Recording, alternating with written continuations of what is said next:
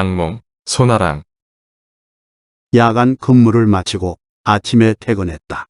밤새 일이 꼬여 고생을 심하게 했었다. 집에 도착하자마자 무거운 몸을 침상에 던졌다.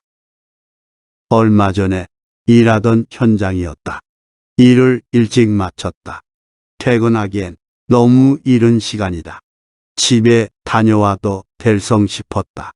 약 2시간 남짓 달리면 집에 갈 수 있다. 내일 아침에 일찍 서두르면 출근 시간도 충분히 맞출 수 있다. 나는 당장 차를 몰고 곧장 집으로 향했다. 자동차 전용 도로로 달리는 것보다 해변 도로로 질러가면 10분쯤 단축할 수 있다는 얘기를 들었다. 아직 그 도로를 이용해 본 적이 없지만 오늘은 그 길로 가보기로 한다. 해변 도로는 정상적인 도로가 아니어서 비바람이 칠 때는 위험하다 했다. 그러나 내 차는 오프로드용 집차다. 별 문제가 없다. 막 귀곡리 마을 입구를 지나 산길로 접어들려 할 때다. 어떤 여자가 길을 막고 손을 들었다. 젊은 여자였다. 오른팔에 아기를 안고 있었다. 이 길에도 버스가 다니는지는 모르겠다.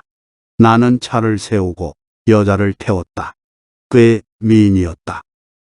어디까지 가시나요? 여자는 멈칫멈칫하다가 아주 작은 목소리로 대답한다. 읍내에 가려고요. 저는 읍내까지는 가지 않습니다. 큰 도로가 나오면 나는 곧장 그 길로 갈 것입니다. 거기서 내리셔도 되겠습니까? 예, 그곳에서는 버스가 있을 겁니다. 여자는 역시 들릴 듯 말 듯 속삭인다. 그리곤 말이 없다. 언덕을 오르니 바다 풍경이 경이롭다. 전망이 좋고 도로가 여유 있는 곳에 차를 세웠다. 소변이 마려웠기 때문이다. 여기서 잠깐만 쉬어가겠습니다. 나는 차에서 내려 숲속을 향해 걸어가며 뒤돌아보았다. 반대편에서 승용차가 한 대 오더니 그곳에 차를 세웠다. 건장한 중년 남자가 차에서 내려서서 해변을 바라본다. 여자도 내려서서 해변을 바라본다. 내가 숲속 깊숙이 들어가 보리를 마치고 돌아왔을 땐 승용차는 이미 떠나버리고 없었다. 나는 운전석에 앉아 시동을 걸려다 깜짝 놀랐다. 옆 좌석에 앉아 있어야 할 여자는 없고 어린애만 혼자 앉아 있다. 엄마는 어디 갔니? 나의 물음에 아이는 손가락으로 승용차가 있던 곳을 가리킨다. 지금 거기에 없잖아. 어디 갔어? 나의 질문이 급해졌다. 엄마 온다. 아이는 어눌한 발음으로 힘겹게 대답한다. 나는 여자도 볼일을 보러 숲에 들어갔다고 생각했다. 그러나 10분이 지나도 여자는 나타나지 않았다. 엄마 안 오네. 엄마 어디 갔지? 나는 아이에게 물어볼 수밖에 없었다. 아이는 내 얼굴을 바라보며 어눌하게 말한다. 엄마 온다. 아이를 나무랄 수는 없다. 나는 더 기다려 보기로 했다. 1시간이 지났다. 어디에서도 여자의 흔적을 찾을 수가 없었다. 나는 아이에게 다시 묻는 수밖에 없었다. 엄마, 어느 쪽으로 갔지? 나는 아이의 눈을 똑바로 마주 보며 물었다. 아이가 울먹인다. 엄마 안 온다. 엄마 안 온다. 나는 그제야 아까 아이가 한 말은 아이의 희망사항이었고 지금 아이가 하는 말은 절망해서 하는 말이라는 걸 알았다. 그렇다면 그때 그 중년 남자가 여자를 납치해 간 게 아닐까? 그렇게는 보이지 않는다. 만약 그랬다면 아이가 울거나 고함이라도 질렀을 것이다. 그렇다면 여자가 자진해서 남자를 따라간 건가? 아이를 버려두고 그럴 수 있다. 여자는 아이의 엄마치곤 지나치게 젊었다. 아이를 유기한 것일 수 있다. 나는 승용차의 차 바퀴 자국을 살펴보았다. 자국이 보이진 않지만 좁은 도로이니 차를 돌려 되돌아갔다면 분명 흔적이 있을 것이다. 그런 흔적은 없다. 승용차가 자신이 왔던 쪽으로 되돌아갈 이유도 없다. 그렇다면 여자는 다시 귀공리 쪽으로 갔다는 말인가?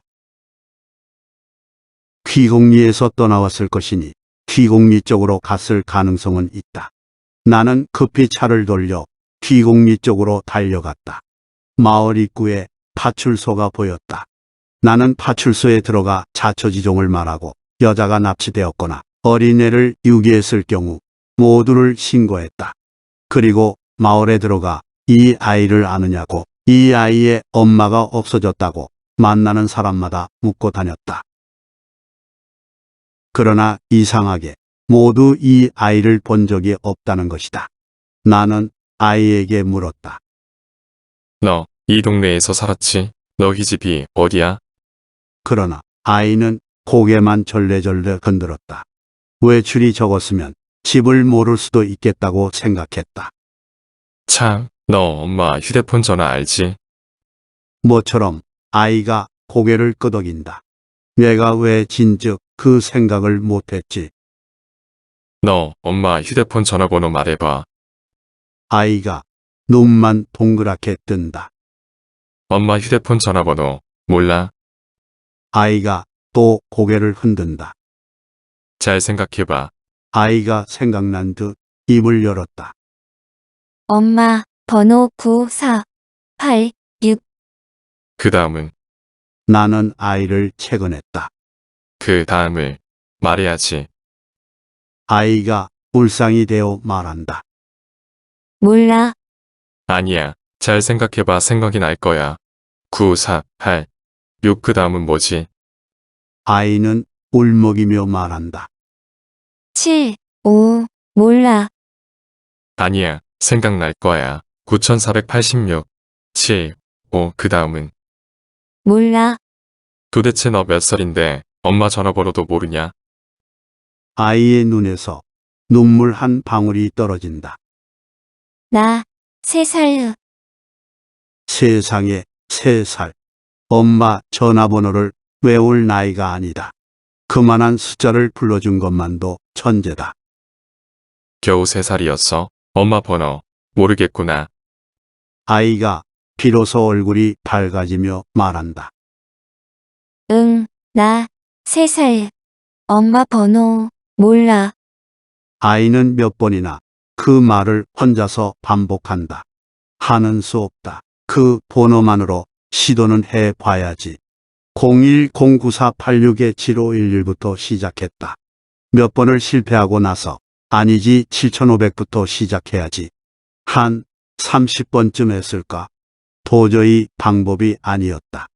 혹시 하고 지구대에 전화해 보았다. 아직 아무런 단서를 못 찾았다 한다. 날이 저물고 있다. 다시 동네를 돌아다니며 물었다. 아이에게 집이 어디인지 생각이 나면 말하라 했다. 우리 집 아니야. 여기. 우리 집 아니야. 너 혹시 다른 곳에서 온 거야? 차 타고 여기 온 거야? 버스 타 왔어. 아차, 그렇다면 이야기는 달라진다. 어찌해야 하나? 이젠 집으로 갈 수도 없다. 더구나 어린애를 데리고 갈 수는 없다. 그렇다고 회사로 갈 수도 없다. 어떻게든 애 엄마를 찾아야 한다. 우선 회사에 전화해야겠다. 내일 늦을지도, 혹시 출근할 수 없을지도 모르니 미리 전화해 두어야 한다. 그런데 휴대폰이 없어졌다. 어디서 빠져나갔는지 알 수가 없다. 다시 동네를 한 바퀴 돌았으나 어두워서 찾을 수도 없다. 아이가 소리친다. 저기. 아이가 손짓하는 곳에 뭔가가 있다. 집어 들어보니 부서진 리모컨이다. 할 수 없다. 마을 회관에 가서 일반 전화를 빌려서라도 연락해야 한다. 노인에게 어렵사리 사정하여 전화기 앞에 앉았다. 그런데 이럴 수가. 회사 전화번호가 생각나지 않는다. 여태 전화번호를 직접 눌러본 적이 없었다. 동료들의 전화번호도 전혀 기억이 없다. 수첩을 아무리 뒤져봐도 전화번호를 적어놓은 기억도 없다. 아, 이럴 수가. 어찌 이럴 수가. 내가 망연자실 넋을 잃고 먼 산을 바라보고 있는데 아이가 나 배고파. 했다. 내가 별 반응이 없자 아이는 나를 마구 때린다. 조금만 기다려. 내가 짜증을 내니 아이는 더욱 크게 나 배고파. 소리치며 내 얼굴을 핥히고 꼬집는다. 내가 아이의 손을 붙들고 저지하자 아이는 이제 마구 설쳐대며 울기 시작한다. 아이의 거친 몸부림에 내 몸이 마구 흔들린다. 무슨 어린애가 이렇게 힘이 장사인가? 자면서 무슨 고함을 그리 질러요? 무슨 꿈을 꾼 거요? 눈을 떠보니 마누라가 내 몸을 흔들고 있다. 아, 꿈이었구나. 꿈이었어. 정말 다행이다. 나는 꿈을 벗어난 이 현실 세계에 새로 태어난 기분을 느꼈다. 탁 트이는 해방감과 행복감이 밀려왔다. 꿈이라 하기엔 너무나 생생했다. 어쩌면 다른 세상에서 또 다른 내가 살아가고 있는 건 아닐까. 그 세상에서 너무 힘든 상황을 견디다 못해 지금의 현실로 도피한 건 아닐까. 독자 여러분, 만약 당신이 어려움에 부닥쳐 있다면 당신은 지금 또 다른 세상에 살고 있다고 상상해 보세요. 세상에 어려울 건 하나도 없어요. 구독, 좋아요 부탁드립니다. 끝.